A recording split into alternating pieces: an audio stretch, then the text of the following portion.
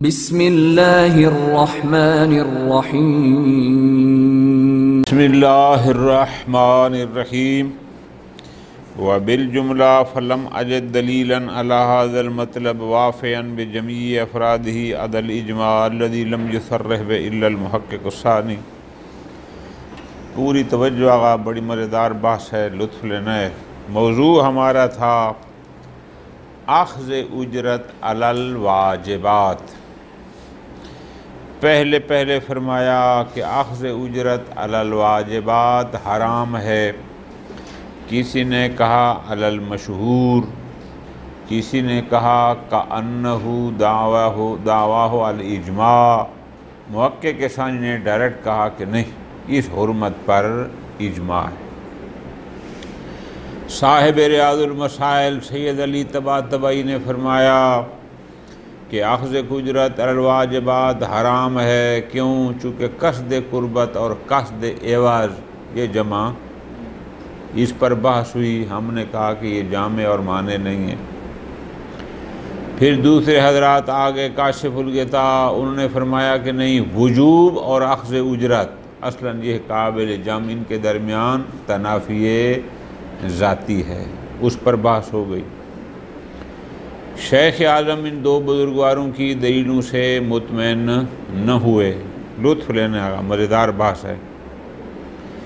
اب ایک ہی دلیل ہمارے پاس بچ گئی ہے، وہ ہے محقق ثانی کا دعوی اجماع، یعنی صاحب ریاض المسائل نے جو دلیل دی حرمت پر، وہ جامع اور مانع نہ ہونے کی بنیاد پر کافی نہیں تھی۔ جو کاشف الغطاء نے کل دلیل دی، اس کو بھی ہم نے رد کیا، اس پر بھی اشکالات ہوئے۔ باقی اگر کوئی دلیل بچتی ہے تو تنہا محقق ثانی کا دعوی اجماع، کہ اجماع ہے کہ اخذ اجرت علی الواجبات حرام ہے۔ شیخ اعظم فرما رہے ہیں سچ تو یہ ہے کہ یہ دعوی اجماع بھی کمزور ہے۔ کیوں؟ اجماع ہوتا ہے اتفاق الکل، ہم نے خود بھی تحقیق کی ہے، بہت سارے علماء اخذ اجرت علی الواجبات میں 100% حرمت کے قائل نہیں ہیں، اور کچھ بزرگان نے باقاعدہ اپنی کتب میں یہ لکھا ہے کہ یہ مسئلہ متفق علیہ نہیں ہے، یہ اختلافی ہے۔ یہ میں آپ کے لیے نوٹ کر کے لایا ہوں، باقی تو خیر ترجمہ ہے۔ اخذ اجرت علی الواجبات میں مجموعاً 6 نظریے ہمارے سامنے آئے ہیں۔ نمبر 1، پہلا، مشہور کہتے ہیں کہ اخذ اجرت علی الواجبات حرام ہے، ایک۔ نمبر 2، سید مرتضیٰ رحمۃ اللہ علیہ کی طرف نسبت دی بعض لوگوں نے کہ وہ کہتے ہیں کہ واجب کفائی پر جائز ہے، واجب عینی پر حرام ہے۔ ایک نسبت ہے، اگرچہ ہم نے کہا کہ یہ نسبت درست نہیں، لیکن ہے صحیح، 2 ہو گئے۔ نمبر 3، ایک نظریہ یہ ہے کہ واجبات توسلیہ میں اخذ اجرت جائز ہے، واجبات تعبدیہ میں حرام۔ نمبر 4، ایک نظریہ یہ ہے کہ نہیں، فقط واجب کفائی توسلی پر اجرت جائز ہے، واجب کفائی تعبدی ہو یا واجب عینی ہو، تعبدی توسلی، ان پر جائز نہیں۔ 4 ہو گئے۔ نمبر 5، یہ نظریہ ہے کہ جو واجبات واجب نفسی اور اصلی ہیں ان پر اجرت لینا حرام ہے، جو واجب طبعی اور واجب غیری ہیں ان پر اجرت لینا حرام نہیں ہے۔ 5 ہو گئے۔ نمبر 6، انشاءاللہ ہم کل پہنچیں گے، شیخ اعظم نے بھی تفصیل کی ہے، اس کی 6 صورتیں بنائی ہیں، اور پھر ہر صورت کا حکم علیحدہ بیان فرمایا۔ اب یہ 2 صفحوں کا خلاصہ میں نے گزارش کر دیا کہ جب 6 قسم کے، چلو شیخ اعظم کو ابھی 6ٹے کو نکال لیں، باقی رہ گئے 5، ان 5 نظریات میں سید مرتضیٰ جیسی شخصیت بھی شامل ہے، فخر المحققین جیسی شخصیت بھی شامل ہے، علامہ ہلی جیسی شخصیت بھی شامل ہے، شہید ثانی جیسے بزرگ بھی شامل ہیں۔ وہ جب سب اختلاف کی باتیں کر رہے ہیں، اجماع کہاں رہ جائے گا؟ یعنی ہم اس کو یوں بھی کہہ سکتے ہیں، اول تو اجماع منقول بخبر الواحد ہم حجت مانتے ہی نہیں ہیں، بالفرض مانے بھی صحیح تو پہلے اس کی اجماعیت کو تو ثابت، جہاں اتنے بڑے بڑے لوگ اس مسئلہ میں اختلاف نظر رکھتے ہیں، کیسے آپ کہیں گے کہ یہ مسئلہ اجماعی ہے؟ اور اجماع کا دعویٰ فقط اور فقط محقق ثانی صاحب جامع المقاصد کا ہے، چونکہ بعض نے تو مشہور کی طرف نسبت دی، بعض نے کہا کأنہ دعواہم الاجماع، اس طرح کا ایک بندہ ہے جس نے صراحت سے دعویٰ ہے۔ لیکن جب اتنے سارے اختلافات کچھ لوگوں نے نقل کیے اور کچھ ہم نے خود بھی دیکھے، تو جب اتنے بڑے بزرگان ایک مسئلہ میں اختلاف نظر رکھتے ہیں، کس بنیاد پر ہم اس کو کہیں گے کہ یہ مسئلہ اجماعی ہے؟ بات سمجھ آ گئی؟ آپ توجہ کرنی ہے۔ پس شیخ اعظم کے نزدیک اخذ اجرت علی الواجبات پر جو دلیل صاحب ریاض المسائل نے دی وہ بھی کافی نہ ہوئی۔ جو دلیل گزشتہ درس میں کاشف الغطاء سے ہم نے نقل کی اس پر بھی اشکال۔ اخذ اجرت الواجبات کی حرمت پر ایک دلیل اجماع کو نقل کیا گیا، اتنے سارے بزرگان کا اختلاف ہمارے سامنے ہے، اجماع بھی باقی نہ رہا۔ جب کوئی دلیل ہی آپ کے پاس نہیں ہے، آپ کس بنیاد پر کہتے ہیں کہ اخذ اجرت الواجبات حرام ہے؟ چونکہ حرمت پر جو ابھی تک 3 دلیلیں دی گئی ہیں، ان میں سے تو کوئی بھی قانع کنندہ نہیں ہے۔ موضوع سمجھا گیا؟ والذی ینساک الناظر، انشاءاللہ ہم اس کو علیحدہ پڑھیں گے کل۔ شیخ اعظم اپنی تحقیق پیش کریں گے کہ میرے نزدیک اخذ اجرت الواجبات حرام ہے، حرام نہیں ہے۔ اللہ نے توفیق دی تو انشاءاللہ ہم پڑھیں گے کہ وہ 6 صورتیں بنائیں گے، پھر ہر صورت کا ایک حکم ہوگا۔ ابھی تک انہوں نے کہا کہ جو لوگوں نے دلیلیں دی ہیں ان کی حرمت پر، وہ قانع کنندہ نہیں ہے۔ میری کیا ہے؟ پھر ظاہر ہے کسی اور نے پھر شاید ان پر بھی کیا ہو۔ ٹھیک ہو گیا؟ آسان سی بات ہے۔ وبالجملہ خلاصہ فلم اجد دلیلا علی ھذا المطلب، مطلب ہمارا کیا تھا گا؟ واجبات پر اخذ اجرت کی حرمت، یہ ہم نے ثابت کرنی تھی نا۔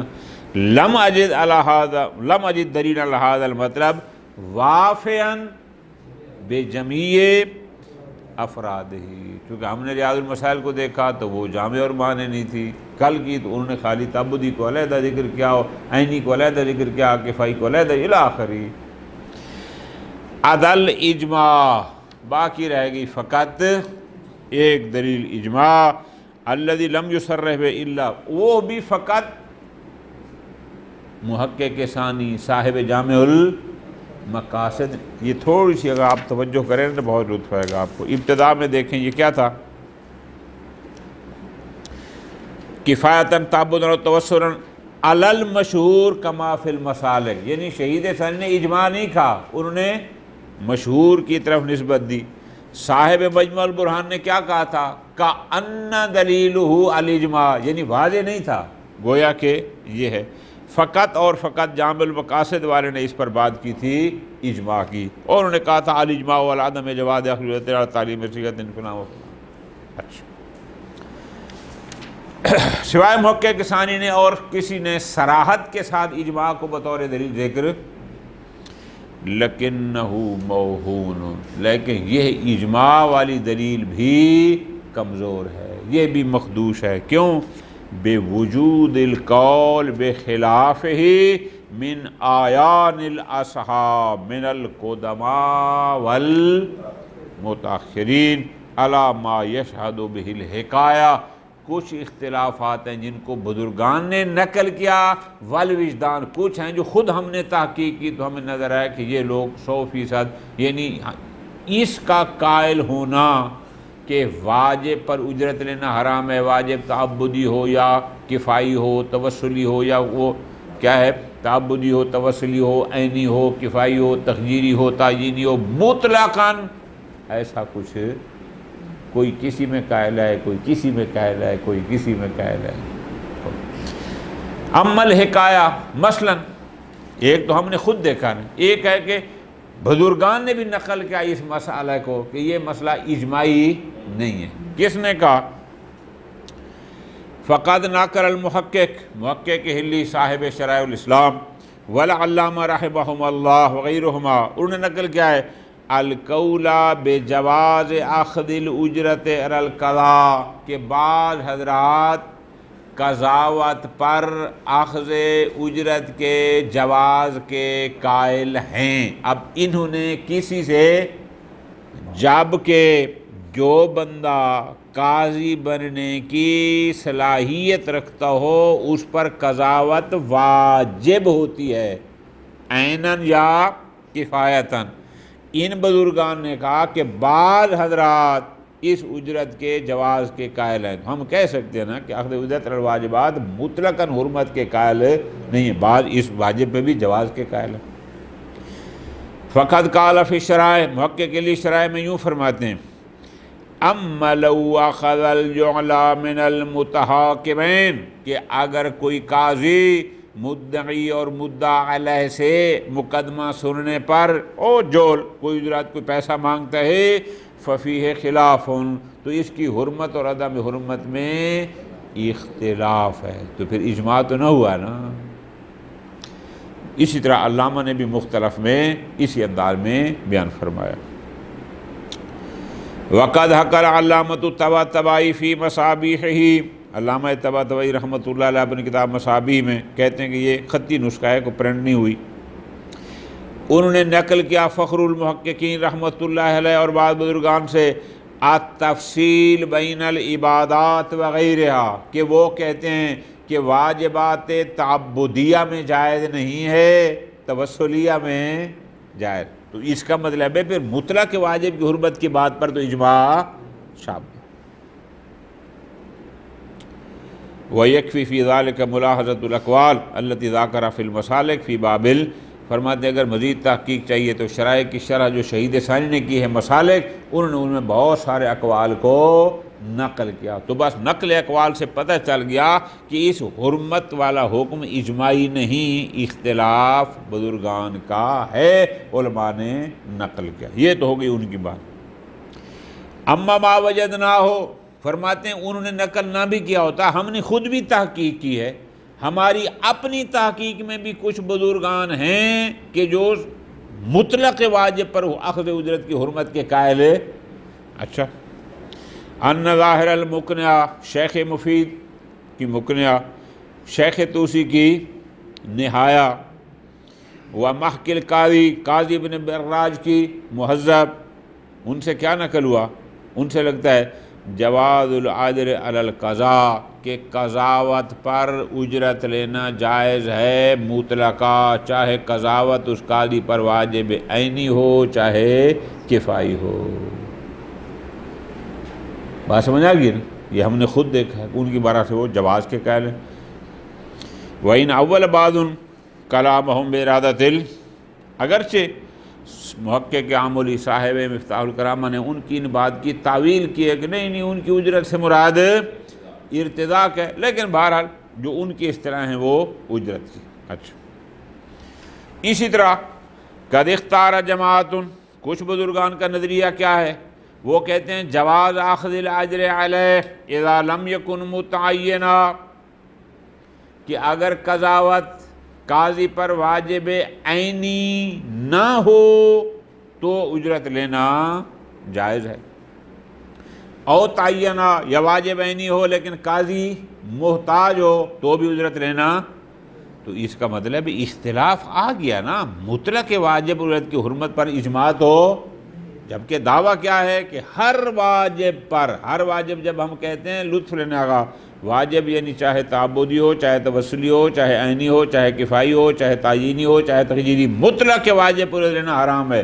دعویٰ یہ تھا اجماع کا، لیکن ہم دیکھ رہے ہیں کہ بزرگان مطلق پر حرمت کے قائل ہے، یہ واجب بھی ہیں، آخذ اجرت کے بھی جواز قائل ہیں۔ قد سرّا فخر الدین فی الایضاح، فخر المحققین ایضاح الفوائد میں تفصیل کے قائل ہیں۔ ان کا نظریہ کیا ہے؟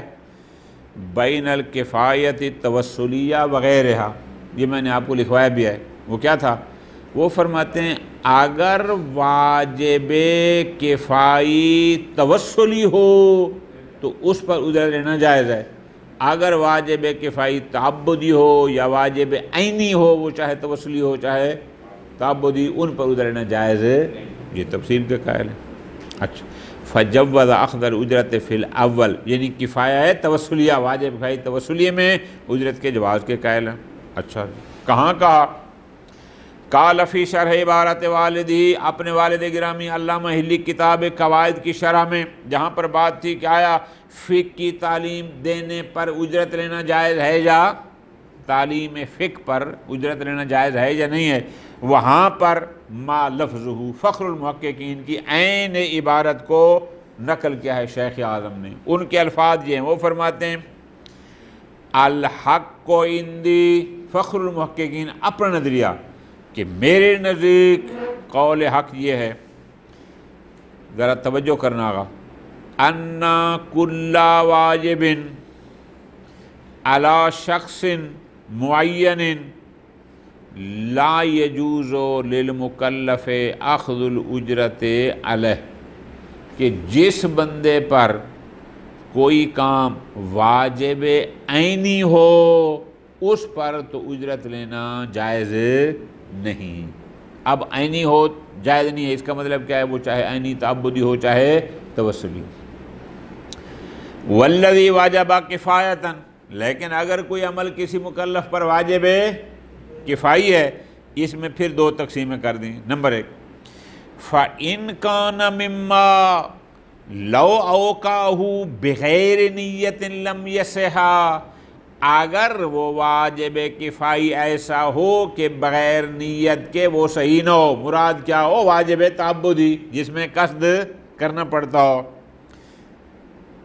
وَلَمْ يَزِلْ الْوُجُوبُ، اور بغیر نیت کو انجام دے تو وجوب اس سے ختم نہ ہو۔ یعنی مراد کیا کہ واجب کفائی اگر تعبدی ہو فَلَا يَجُوزُ أَخْذُ الْأُجْرَةِ عَلَيْهِ۔ اب دیکھو نا، تین ہو گئی نا، واجب عینی چاہے تعبدی ہو چاہے توسلی جائز نہیں ہے، واجب کفائی اگر تعبدی ہو جائز نہیں ہے۔ کیوں؟ لِأَنَّهُ عبادۃ محض، چونکہ واجب تب عبادت محض ہے، اور قرآن میں خدا نے فرمایا وَمَا أُمِرُوا إِلَّا لِيَعْبُدُوا اللَّهَ مُخْلِصِينَ لَهُ الدِّينَ، اور ما نافیہ اور الا حسر آ گیا نا، حسر غرض الامر فی انحصار غایت الفعل۔ کیوں؟ چونکہ جہاں اللہ تبارک چاہتا ہے کہ وہ فعل خالصتاً للہ، جہاں اجرت عوض آ جائے گا پھر وہاں خالص تو نہیں رہتا۔ خوب،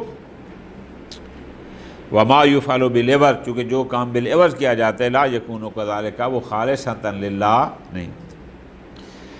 یہ ہوگی تین۔ وغیر ذالک، اب غیر ذالک کیا بچتا ہے کہ اگر واجب کفائی ہو اور اس میں نیت کی ضرورت بھی نہ ہو، گویا کہ وہ توسلی ہو، یجوز اخذ الاجرت علیہ، پس اس واجب کفائی توسلی پر اجرت لینا جائز ہے، سوائے اس کفائی توسلی کے کہ جس کی حرمت پر باقاعدہ نص موجود ہو۔ مثال دے رہے ہیں کا دفن میت واجب کفائی توسلی ہے، لیکن چونکہ اس کی اجرت لینے پر نص ہے تو نص کی وجہ سے ہم اس کی حرمت کے قائل ہیں، ورنہ قانوناً کوئی یہ جائز۔ ٹھیک ہو گیا؟ ردہ فی ما کی جامع المقاصد، جامع المقاصد والے نے یعنی محقق ثانی رحمۃ اللہ علیہ نے فخر المحققین کی اس بات کو رد کیا۔ کیا؟ وہ کہتے ہیں کہ یہ جو نظریہ ہے فخر المحققین کا بے مخالفت حوزت تفصیل نص الاصحاب، یہ نص علماء کے خلاف ہے، لہذا ہم اس کو قبول نہیں کرتے۔ شیخ عالم فرماتے ہیں کہ ان الفخر، جناب محقق ثانی آپ کا زمانہ ہے بعد کا، فخر المحققین اور ان کے والد گرامی علامہ ہلی کا زمانہ آپ سے پہلے کا ہے۔ فرماتے ہیں ان الفخر عارف بنص الاصحاب، فخر المحققین علماء کی نصوص کو محقق ثانی سے زیادہ بہتر جانتے ہیں۔ فہذا والدہ کسرہ، کیوں؟ اس کے اپنے ابا جی علامہ ہلی نے مختلف میں تصریح کی ہے، کیا؟ بے جواز اخذ العجر علی القضاء اذا لم یتعین، انہوں نے کہا نہیں مختلف الشیعہ میں علامہ نے کہ بعض علماء کہتے ہیں اگر قضاوت قاضی پر واجب عینی نہ ہو تو اس پر اجرت لینا جائز ہے، تو وہ زیادہ جانتے ہیں کہ علماء کی نص کیا ہے آپ سے۔ وقبلہ، اور علامہ سے بھی پہلے جناب محقق ہلی صاحب شرح الاسلام نے اسی کو بیان کیا۔ ہاں غیر انہ قید، البتہ انہوں نے کہا ہے صورت عدم تعیین بالحاجہ، وہ کہتے ہیں اگر واجب عینی نہ ہو تو پھر اگر محتاج ہے تو لینا جائز ہے۔ چلو محتاج میں بھی جائز ہو گیا، گویا مطلق حرمت کے قائل کا تو پھر بھی نہ ہوا۔ وَلِأَجْلِ ذَلِكَ اختار علامہ طباطبائی، یہی وجہ ہے کہ علامہ طباطبائی رحمۃ اللہ اپنی کتاب مصابیح میں، کدھر گیا، وہی اختیار کیا جو فخر الدین نے تفصیلی نظریہ، فخر الدین نے کیا کہا تھا کہ واجب کفائی توسلی پر اجرت دینا حرام نہیں ہے، باقیوں پر حرام ہے، انہوں نے بھی اسی نظریے کو اپنایا۔ خوب فرماتے ہیں وَمَعَ هَذَا، علامہ بھی سپورٹر نہیں ہے، فخر المحققین بھی سپورٹر نہیں ہے، طباطبائی بھی سپورٹر نہیں ہے، صاحب شرائع بھی نہیں ہے، جب اتنے سارے بزرگان مخالف ہیں، فَمِنْ أَيْنَ الْوُثُوقَ عَلَىٰ اِجْمَاعٍ، اب یہ اجماع کیسے قابل بھروسہ رہے گا کہ ہم کہیں کہ مطلق واجبات پر اجرت دینا حرام ہے، اور پھر اس کو سوائے محقق ثانی نے اور کسی نے صراحت کے ساتھ ذکر بھی نہیں۔ اگلی بات یہ ہے ما تعنا بہ شہید ثانی علی اجماعت بالخصوص فی رسالتہ، شہید ثانی نے صلاۃ جمعہ پر رسالہ لکھا، کتابچہ کو لکھا، انہوں نے کہا کہ محقق ثانی نے جو دعویٰ اجماع کیے ہیں نا یہ سارے موہون ہیں، کمزور ہیں، انہوں نے ان کے اجماعات کو قبول، جیسے سید مرتضیٰ کئی دفعہ گزارش کی ہے، وہ بھی جگہ جگہ دعویٰ اجماع کرتے ہیں اور علماء ان کو قبول نہیں کرتے، یہ سید ثانی نے بھی محقق ثانی کے دعوی اجماع پر یہی طعن کیا کہ یہ بھی بس دعوی اجماع کر دیتے ہیں، حالانکہ وہ اجماعی ہوتا۔ پھر سوال ہوگا جناب پھر ہوگا کیا؟ بالآخر واجبات پر اجرت دینا حرام ہے یا نہیں؟ والذی ینساک الیہ الناظر، یہاں سے شیخ اعظم اپنی تحقیق کو پیش کریں گے۔ صلی اللہ علیہ محمد وآلہ